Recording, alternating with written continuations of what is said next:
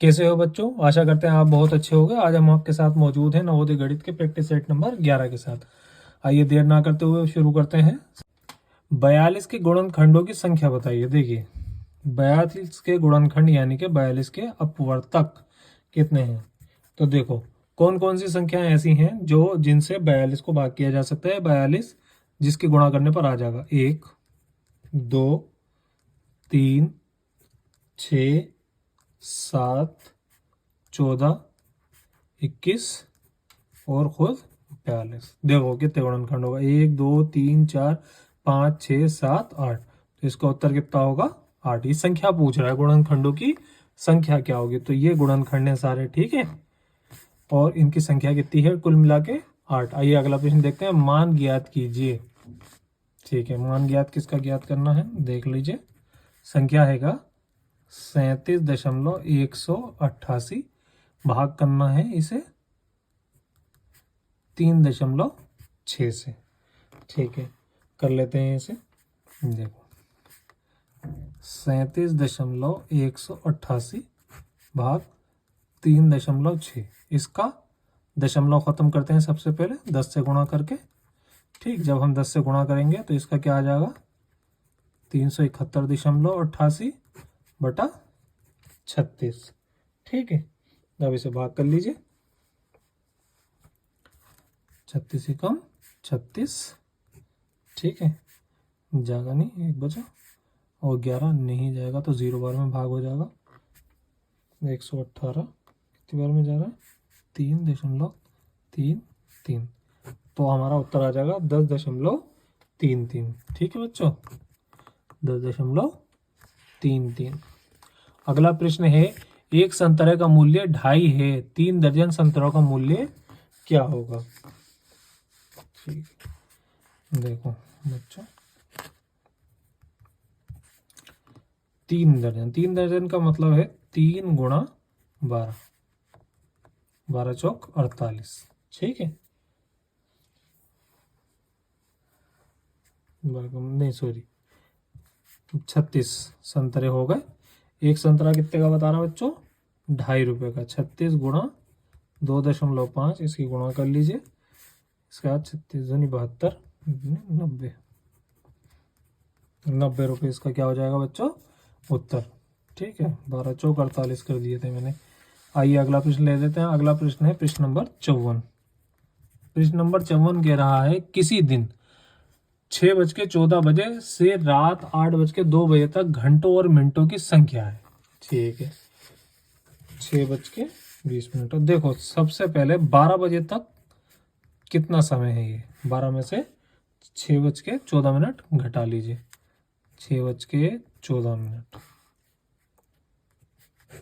सुबह को। तो इधर कुछ नहीं है, तो इधर पूरा 1 घंटा ले लेंगे उठा के, यानी कि 60 मिनट। 60 में से 14 घटाओगे बचेंगे 46। इधर 12 घंटे की जगह अब 11 घंटे रह गए। 11 में से 6 गए 5, तो 5 घंटे 46 मिनट तो ये रहे, और 8 घंटे 2 मिनट वो हो गए। तो हमारे 4, 6, 2, 8, 48 मिनट ये होगा, और 8, 5, 13। तो 13 घंटे 48 मिनट इसका हो गया बच्चों उत्तर। ठीक है, आइए अगला प्रश्न कर लेते हैं। 496 प्लस 318 का निकटतम सैकड़े में मान क्या होगा? देखो कतई आसान सवाल हैं दे रखे हैं आपको, बस ऊपर वाले से दुआ करिए कि इसी तरह के प्रश्न आ गए तो मुझे लगता है कि आप आधे घंटे में ही सारे प्रश्न गणित के कर देंगे। 496 प्लस 318, 496 प्लस 318, इसे जोड़ लीजिए। 8 से 14 के 4, 1, 8। ठीक, इसका निकटतम कौन सा है? देखो निकटतम एक है 800। देखो सैकड़ा कह रहा है तो 814, 178 तो बाहर ही हो गया बिल्कुल। तो 800 और 700 में सबसे करीब कौन सा? 800 है। ठीक है, तो अगला प्रश्न ले लेते हैं। अगला प्रश्न है, 50 और 60 के बीच की अभाज्य संख्याओं का गुणनफल है। देखिए 50 और 60 के मध्य कौन कौन से अभाज्य गुणनखंड है बच्चों?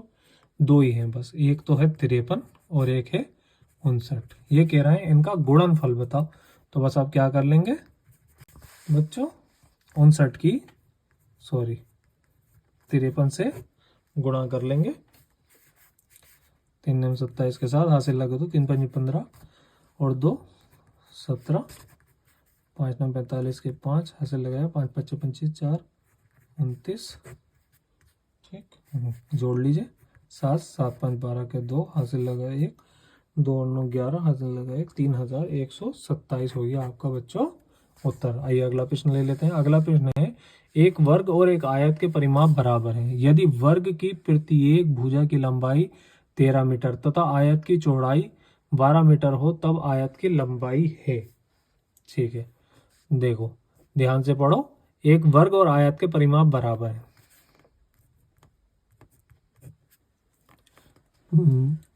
और ये कह रहा है यदि वर्ग की प्रत्येक भुजा की लंबाई 13 मीटर, देखो 4 भुजाएं होती हैं, सबकी सब बराबर होती हैं, तो 13 गुणा 4, ठीक, ये हो गया परिमाप।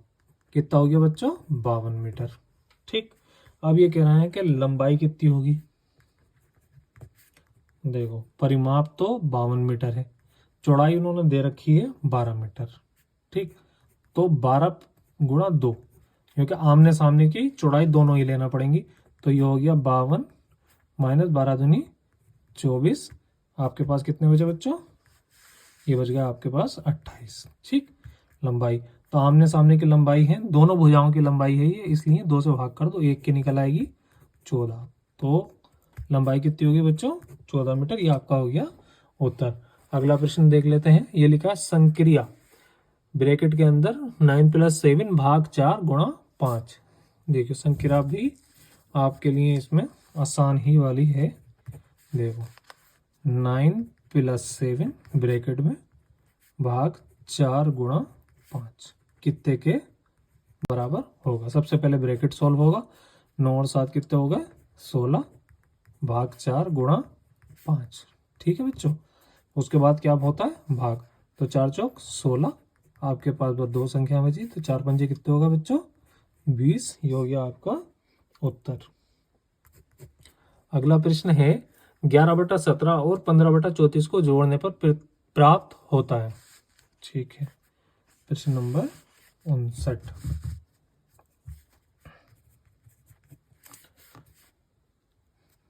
11/17 और प्लस 15/34। ठीक, देखो पहला तरीका तो ये है, जो होता है ये जनरली कि दोनों का एलसीएम कितना है? 34 है। तो 17 दूनी 34 और 2 की 11 से गुणा करी तो कितना हो गया? 22। 11 दूनी 22 प्लस 34 से 34 को भाग करा, 1 आया, 1 की 15 से गुणा करी 15, कितना हो गया? 22 और 15 आपका 37, 37/34। ठीक है, हो गया आपका उत्तर। दूसरा तरीका ये है बच्चों कि आप हैंड टू हैंड इसे 34 बना लो।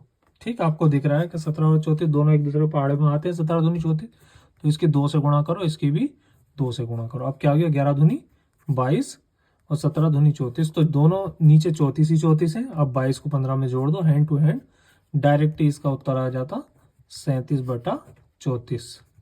ठीक है, आपको जो करना आसान लगे आप वो कीजिए। अगला प्रश्न है 60वां प्रश्न। ये कहना निम्नलिखित में से कौन सा एक सही है? 5 किलोग्राम 250 ग्राम हैगा 5025 ग्राम, गलत है। दूसरा 2 किलोग्राम और 10 डेकाग्राम है 2100 डेकाग्राम, ये भी गलत है। 6 किलोग्राम और 500 ग्राम है 6 किलो 500 ग्राम, ये सही है। आपका केवल सी वाला उत्तर यानी कि 6500 ग्राम जो है 6 किलो 500 ग्राम के बराबर होगा। ठीक है, आशा करते हैं आपके समझ में आया होगा। हमारे साथ बने रहिए। धन्यवाद।